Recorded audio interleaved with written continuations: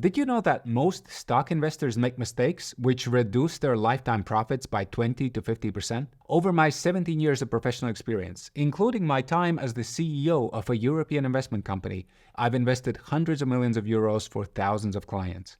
In this video, I will show you how to avoid 5 expensive mistakes that I've seen my clients make again and again. Now, I saw the first mistake in action just recently when Trump announced tariffs in early April and the market dropped.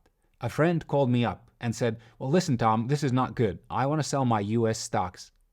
I told him, well, you do what you have to. Just keep in mind that predicting market moves is really difficult. A few days later, Trump delayed the tariffs and the market bounced back up. My friend called again and said, maybe I'll wait before selling those stocks. And then the market dropped once more. And my friend told me, I sold the stocks. It's too much risk for me. I'll wait for the market to calm down and then let's see. And I just wanted to scream because this was such an obvious example of what not to do. Now, if the market crashes and you're freaking out and you can't sleep and you are really unhappy, it's perfectly fair to say, okay, I took too much risk for my personal comfort level, so I will sell some stocks and going forward, I will invest more conservatively.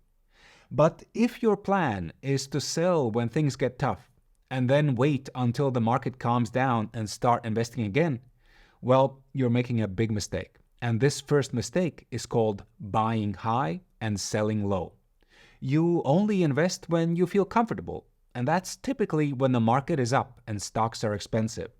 And you sell when you get scared. That's when the market is down and stocks are cheap. With this approach, you shoot yourself in the foot while feeling like a smart, cautious investor.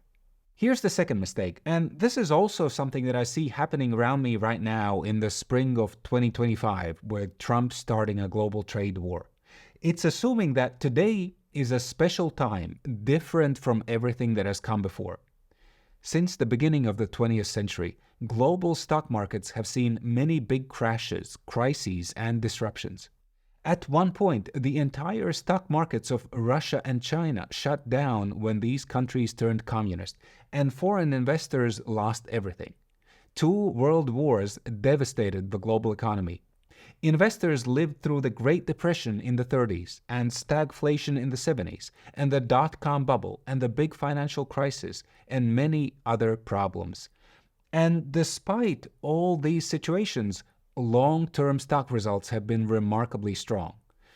But when a crisis happens today, for example, when Donald Trump puts tariffs on everybody and disrupts the role of the United States on the global stage, it all feels much more dramatic and threatening and fundamentally more problematic than all those past events from the history books. And that's because we are living through these events in real time. We wake up and see scary headlines in the news. We see losses in our personal brokerage accounts. And unlike with historical events, we don't know what comes next. So this leads us to the second mistake, assuming that this time is different, so the old rules of investing no longer apply. It is much more likely that today is not so special and that patient investing in a diversified stock portfolio will win the day as it always has before. Before I share the third mistake, which is particularly dangerous for beginning investors here in Europe, here's an idea. I share insights like this every week in my newsletter for European investors. Just follow the link in the description to sign up. Okay, so the third mistake happens because too many people have the following false belief. Investing in stocks is more risky than keeping cash in the bank. Even many experts believe this, but especially in light of some recent research that I will explain in a moment, this is not quite correct.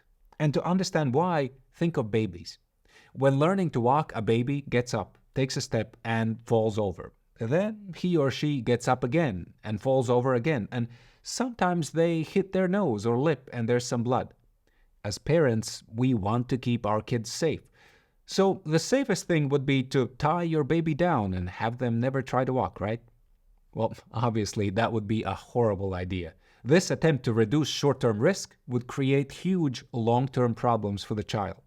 And with stock investing, it's the same. People get hyper-focused on short-term risk, how much your portfolio goes up and down. And the truth is, When you put your money in the stock market, your portfolio will go up and down. You will get some bloody noses, okay? The market drops 10, 20, or even 30% occasionally, and that is perfectly normal.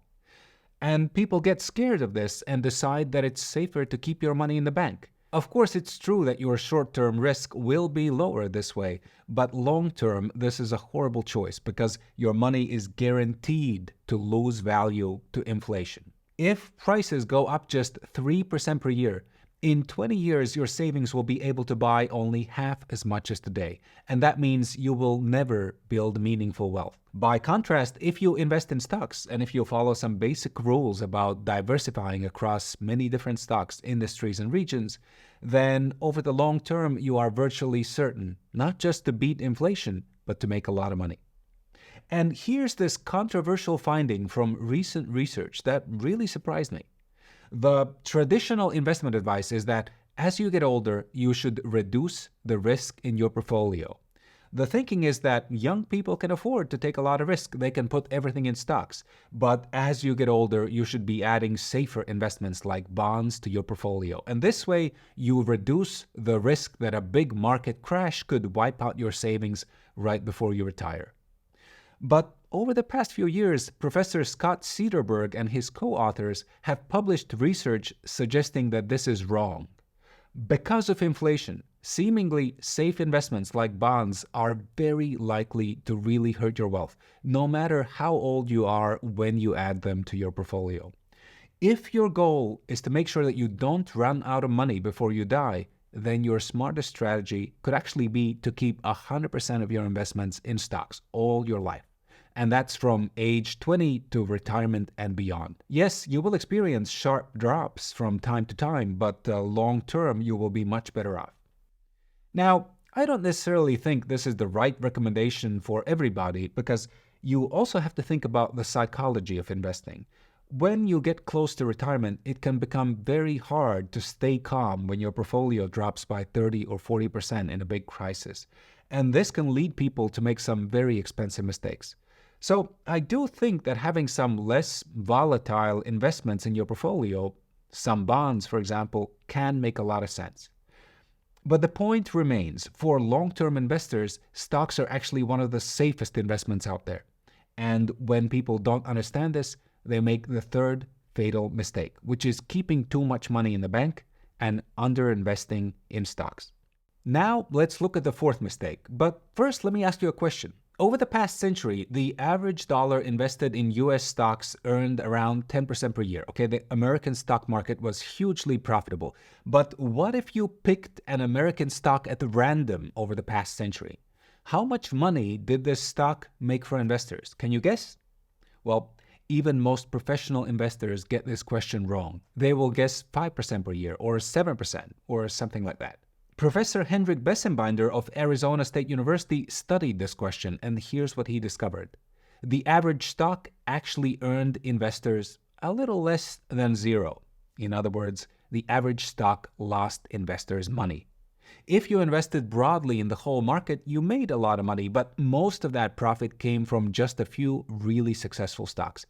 If you just picked one or two stocks at random, chances are that your portfolio went down over time. Now, you might be thinking, okay, well, I'm not planning to buy random stocks. I will buy the really profitable stocks. But the problem is, predicting which stocks are going to be profitable ahead of time is extremely difficult because by the time a company is clearly doing well, the stock price is already high and making easy profits is no longer possible. Many people who try this get burned and lose money instead. If you don't understand this, you will make the fourth mistake that I see hurting European investors all the time, and that is picking individual stocks. It is much easier and usually much more profitable to invest in a broad, diversified portfolio with index funds and ETFs. Now, to explain the fifth mistake, imagine that you're on a roller coaster. At the start, you slowly climb a big hill. Then, boom, you drop straight down. It's fast, it's scary, and you'll love it. Up and down you go, twisting and curving over and over again. But at the end of the ride, you're right back in the station where you started. So what if someone said, The average movement on this roller coaster is 0. Would that be informative? Well, of course not. That wouldn't tell you anything about how wild, fun, or terrifying the ride actually is. And the same problem applies to average stock market profits. Let's say the US market earned 10% per year over the past 100 years. That's a fantastic result. But you could get this average result many different ways. Some people assume it's like a steady escalator up. They expect a typical year to give them profits of 9 or 10 or 11% with only occasional disruptions. But in reality, the stock market is a roller coaster, except it's a roller coaster that generally goes up over time, not down. And this leads us to the fifth mistake, expecting steady profits. If you get a few really profitable years like 2023 and 2024, when the S&P 500 went up 26 and 25%, that's great, but don't expect it to continue that way long term. If you get really bad years like 2008, when the market dropped 37%, don't be too shocked. To succeed at stock investing, you should expect a wild ride. You will only get good long-term returns if you stay calm as the market roller coaster goes up and down. Now, if you live in Europe and want to start investing, you'll probably have many questions. What investments do you choose and how do you buy them? Which investment app is best and how do you handle taxes? If that sounds familiar, you should watch this video next where I explain the best way to start investing from Europe.